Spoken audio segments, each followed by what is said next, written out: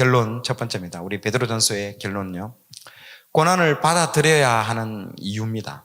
베드로 사도는 올바른 모습으로 그리스도인들의 그 삶을 살기 위해서 앞으로 다가올 그 영원한 영광에 대한 관점으로 현재 당하는 고난을요, 생각해 보라고 이제 권면하고 있습니다. 지금 너무 사람들은 현재의 고난에 몰입이 되어 버립니다. 그리고 지금 이거로 인해서 내가 이제 막 곧 죽게 된다, 그러니까 조급해지니까요, 이 시야가 어떻게 되는 줄 압니까? 닫혀져 버리는 거예요. 좁아지는 거예요. 안 보이는 거예요, 그게. 그래서 제가 좋아하는 영어 단어 중에 beyond라는 단어가 있습니다. 맞죠? 그 너머를 볼 수 있어야 되는 겁니다. beyond처럼.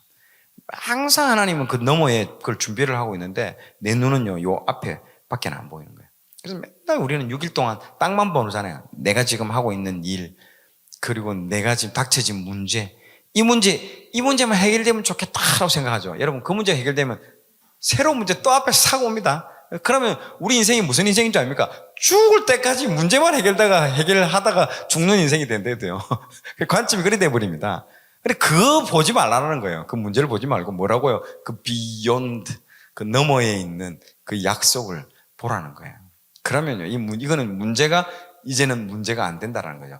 왜 자꾸 문제를 문제로 삼으니까 문제가 되는 거예요. 관점이 바뀌면요, 문제가 더 이상 안 됩니다.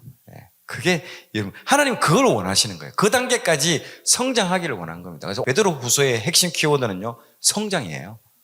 베드로전서의 핵심 키워드는 고난이지만요, 베드로후서는요, 성장입니다. 성장. 예수 그리스도를 아는 지식으로 인해서 너희들이 성장하라고 되어 있습니다. 그게 베드로후서 맨 마지막 절에 나오는 단어가 있습니다. 그래서 성장하는 걸 원하는 겁니다. 그래서 성장 안 하면요, 평생 아까 문제만 풀다가 주님 앞에 가는 정말 초라한 인생이 되는 거예요. 그러나 아까 말했듯이 문제를 문제로 보지 않는 그런 단계까지 받아들여야만이 이제는 그 차원의 문제 차원에서 뛰어넘는 차원이 갑니다. 그래야 더 깊이 하나님 만날 수 있습니다.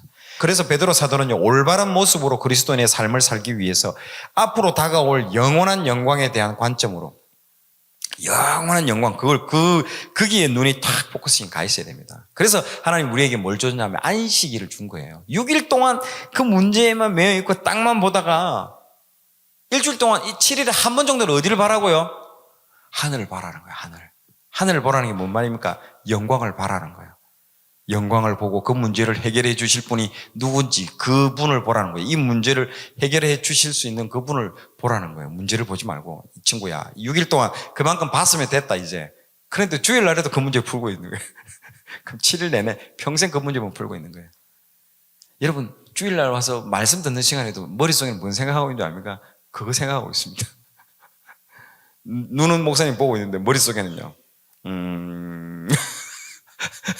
목사님 그거 알까 뭘까?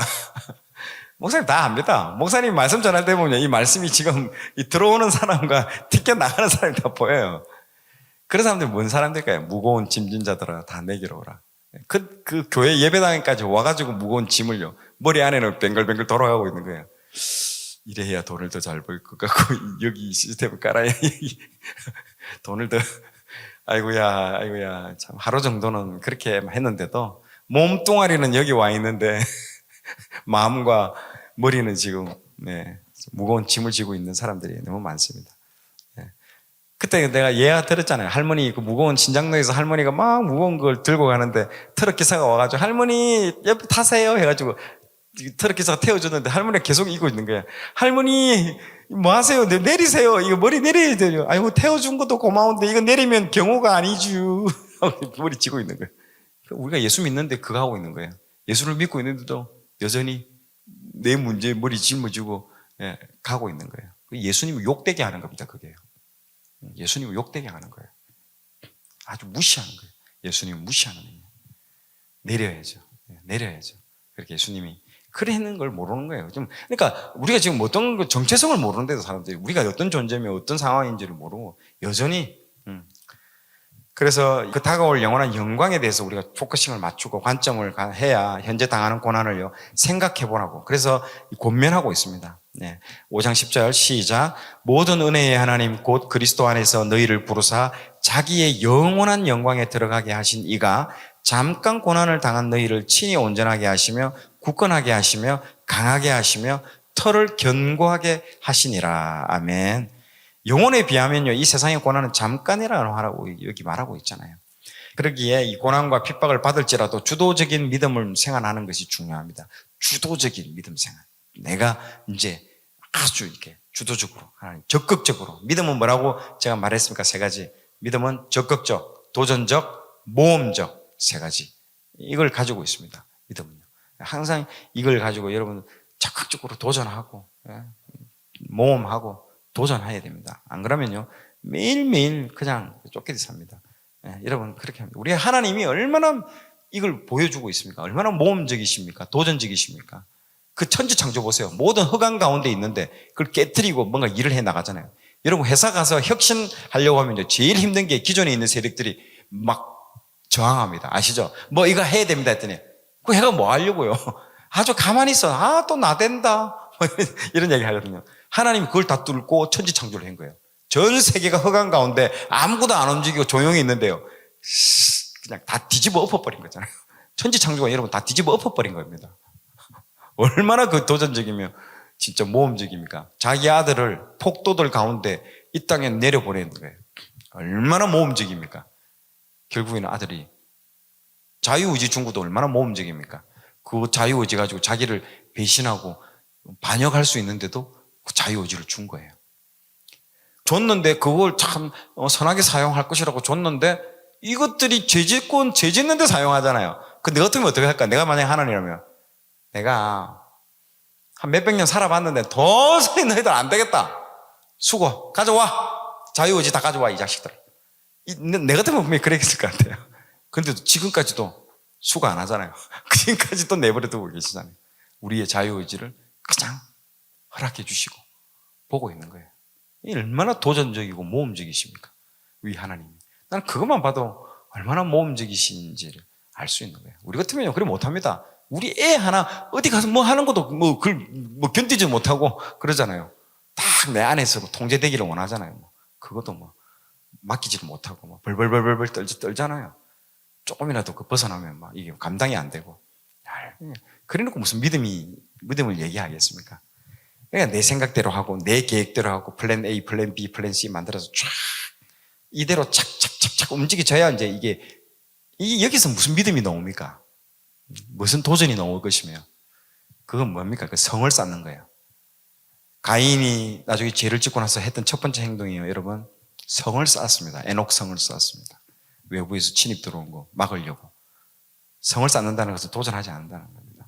그냥 그 안에서 갇혀서 난 더 이상 아무것도 안 할 거야. 내 건드리지 마. 성을 쌓는다는 것은 그 자체로서 거기가 그 사람의 뭐가 된다? 무덤이 되는 겁니다. 무덤이 되는 거예요. 믿음은 전혀 그렇지 않습니다. 하나님 보세요. 성경 보면 알 수 있잖아요. 끊임없는 사건 사고입니다. 하나님은 어떻게든 이렇게 막 하는 거예요. 지나서 보니까 그 유익이 됐다라는 걸 알 수 있는 겁니다. 그런데 우리는요, 안주하려고 하고 편한 데 찾고 성 쌓고 이제 더 이상 안 하려고 하는 게 우리의 모습입니다. 그래서 주도적인 믿음이 필요한 거예요.